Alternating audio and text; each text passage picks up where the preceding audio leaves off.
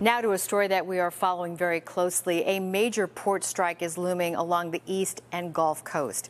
A deadline to avert a strike is midnight tonight. And depending on how long this strike lasts, the toll on the U.S. economy could reach well into tens of billions of dollars. NBC5's Kate Chappell looks into how it could affect consumers right here in Chicago.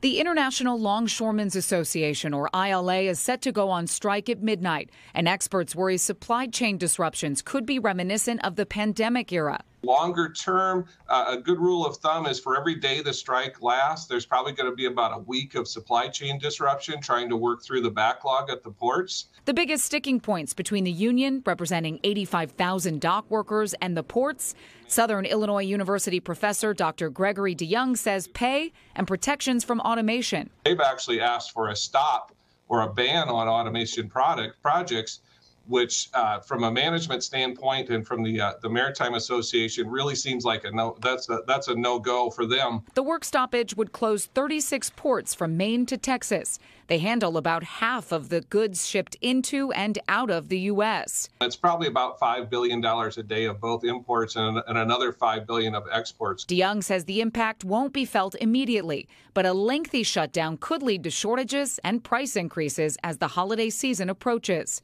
For retailers, the East Coast and Gulf Coast ports are a critical part of our supply chain, bringing in products from apparel to consumer electronics to footwear to food products. Retailers anticipating disruption did make contingency plans short term, shipping holiday goods early, but they could have trouble restocking items that run out. Despite growing pressure, President Biden so far has said he won't exercise his power under the Taft-Hartley Act to stop or delay the strike. This letter, signed by nearly 200 trade associations, urging the administration to intervene. Illinois Senator Dick Durbin. I want a fair outcome, but I don't want to see our economy break down over this issue. Another issue that could significantly affect Illinois and the Midwest, agricultural exports. Not only the market itself, but also finding space in warehouses and on trains could be more difficult and expensive, with the cost likely to be passed back on to consumers. Kate Chappell, NBC5 News.